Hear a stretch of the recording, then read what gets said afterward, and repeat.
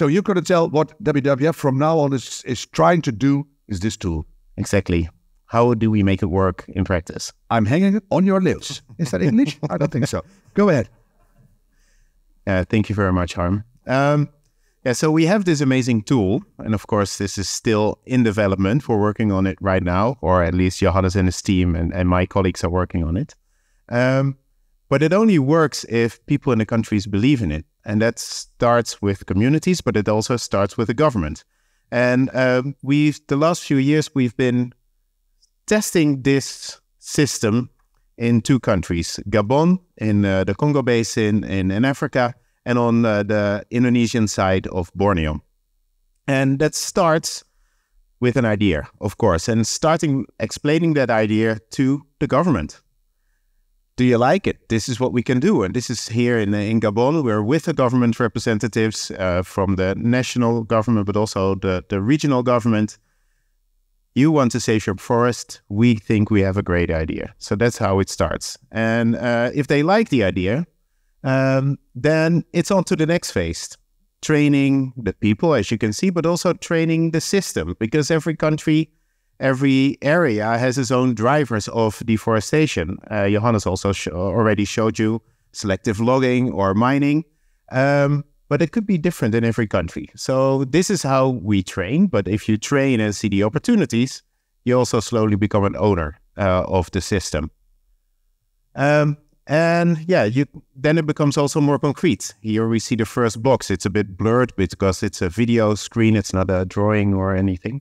Then it becomes more concrete, and it can even become more concrete. Here, a sample from Borneo. Here, exactly saying, okay, this is all rainforest, but where will it go wrong in the next few months? Not now, but in the next few months.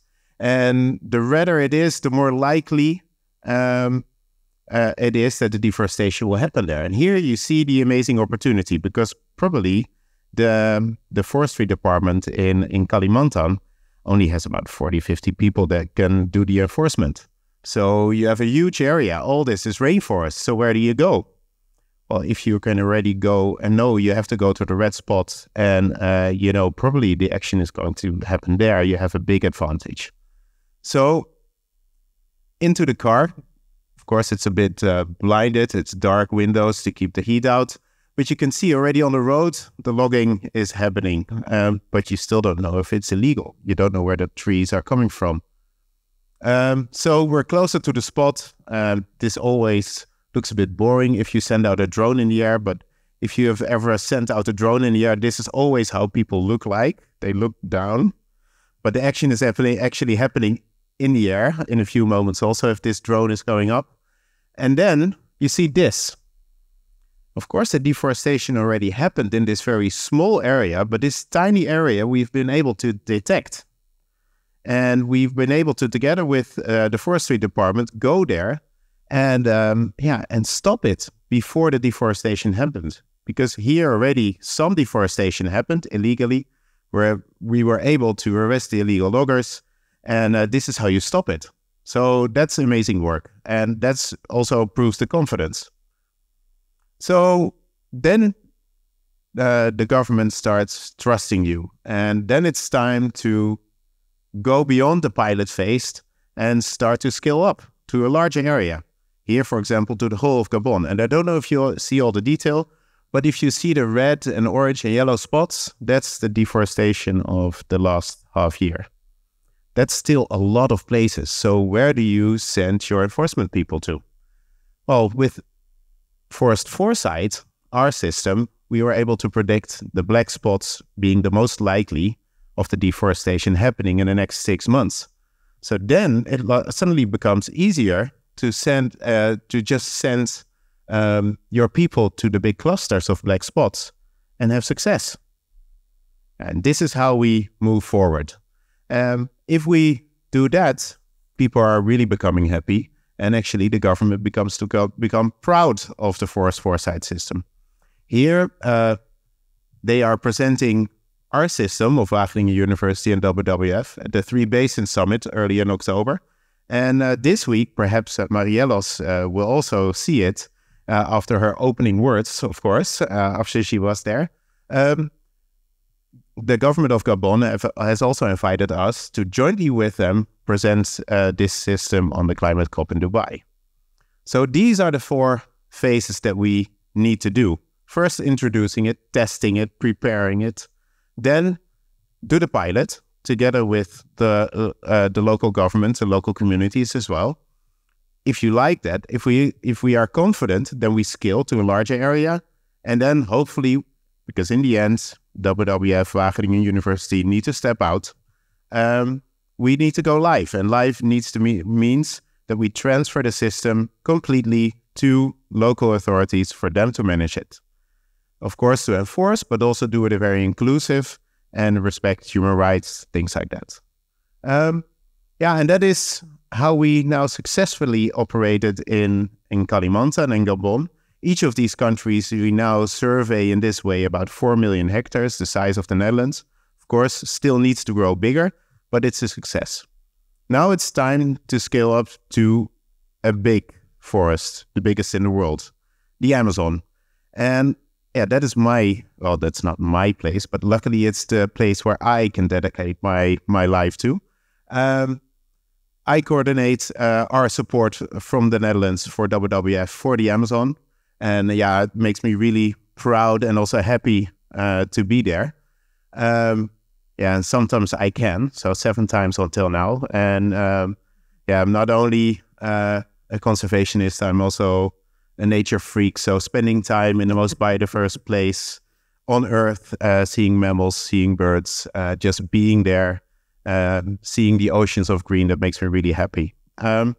But as you know, it's not only the biggest rainforest in the world, it's also the biggest deforestation front in the world.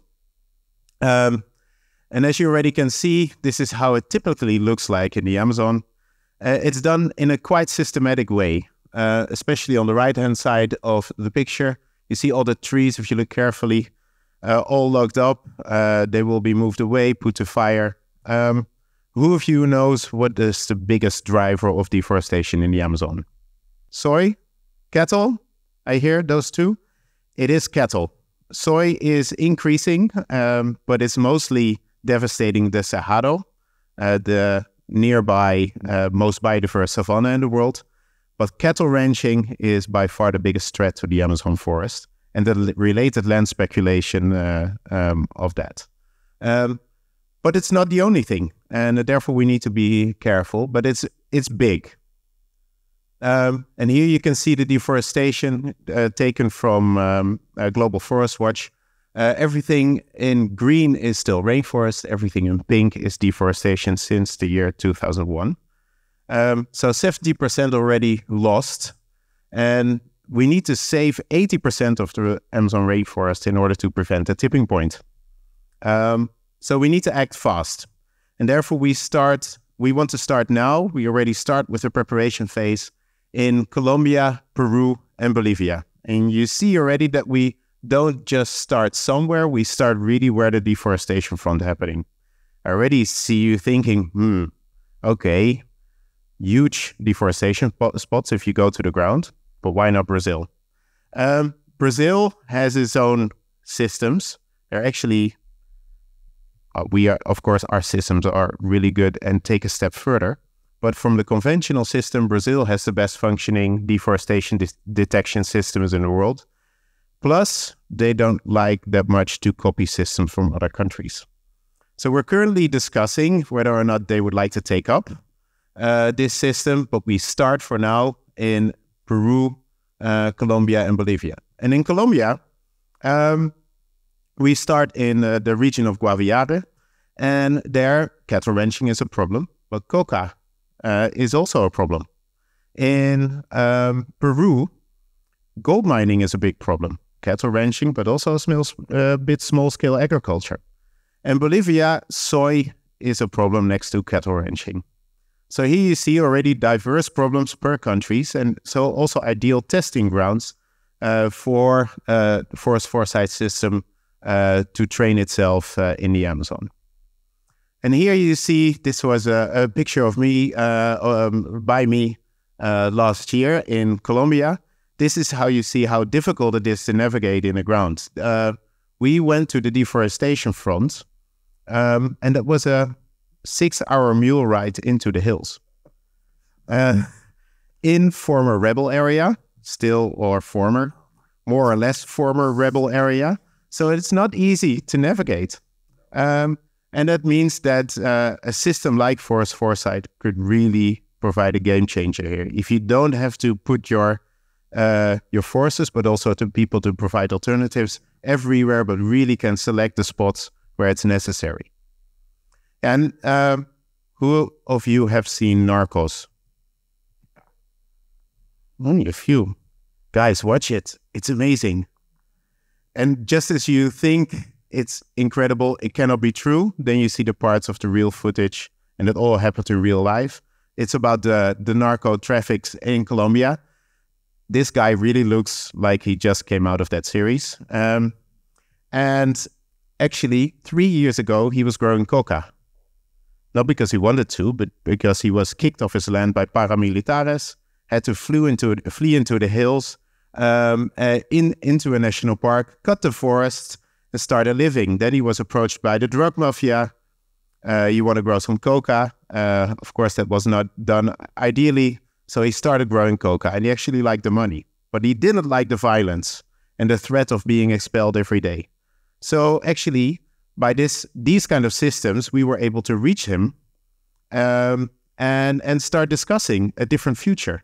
And now, in collaboration with WWF, he's growing coffee and has stopped deforestation. So by predicting Forest Foresight, it's not only sending the armed guns in. Sometimes that's necessary because it's big gangs doing it. But it's also reaching out to local communities and starting a discussion with them before the crime happens to show that there's an alternative path. And that is, in the end, where we do it for. There's a lot of people living in the Amazon, in total about 50 million people. And these are the key to a change. But of course, we are WWF. We're also doing it for the animals, for the sloth. And we can do this. If we together take this step, I'm sure we can stop deforestation and save the planet, save the rainforest. Thank you. Oh my God. Thanks. This is a brilliant last picture, because when I was there, we actually saw a swimming sloth. Wow. Nobody ever saw it? No, never saw it. The guy read, Brigitte, Brigitte, Brigitte. And I never forget it. And we were with Loretta Schrijver, a very old woman on Dutch television. And this is her favorite animal. And she wasn't on our boat. And we came back in our hotel and said, Loretta, you have to sit down now because something terrible happened. Oh no, did my dog die? No, it's worse. We actually saw a swimming sloth. Well, this is the rainforest for you. It's so unfair to everybody. Yeah, they're everywhere, but they're very hard to see. Yeah. Listen, you say we do it in Gabon, we do it in Indonesia, now we're going to do it in the Amazon. Do you find that governments that you really take seriously and you give them such a beautiful tool, do they start to love their forests more themselves? That would be a good thing. That's a bit too early. Perhaps you should ask me this question. Well, in Gabon, it helps. But it starts actually with a government that says, I want to protect my forest. Yeah. Otherwise, you can't do it. If just a tool, that's not enough. So you need a government that already wants to make a difference, but it's a huge task. Mm-hmm. So it could be overwhelming. And this tool can help to make it less overwhelming and actually practical. And you can start doing stuff. Exactly. And then it will evolve, and then maybe we'll save the whole forest. And now you're going to the Amazon. Tonight is the start of the campaign as well. I'm going to recap it later on, so everybody can chip in if you want to. Wouldn't it be a good thing to ask a few Dutch companies to chip in, like Rabobank, Albert Heijn, few subtle institutions just pay for the whole thing? Of course, we need to do this together. Mm-hmm. So again, Can A.I, Brenningmeyer's huge investments in Brazil. I googled it. I didn't. How much CNA anyway? How much do you need? We're just going to ask to save the rainforest. Yeah, to save the Amazon in total. No, for this system. For that system, 100,000. Oh, no, I thought about 25 million. 20 yes. To start. No, but the thing is that a system like this is, it's a bit more than 100,000. It's about 1 million euros. Okay. But it's the whole package around it that you need to save the rainforest. Yeah, we shouldn't be too modest. So let's ask for a bunch of money. Exactly. But this, like the others already said, this system is not the only part of saving the rainforest. So with Rabobank, we're actually discussing to get deforestation out of their investment. Yeah, and then reforest it with their money too. Yeah, exactly. So, yeah. Yes. Why not? So that is actually a lot bigger money. I said 25. But that's their responsibility. Good. Yes. We're on the same page. Great. We're going towards the break. So stay here, and I'm going to say we have a 20-minute break afterwards.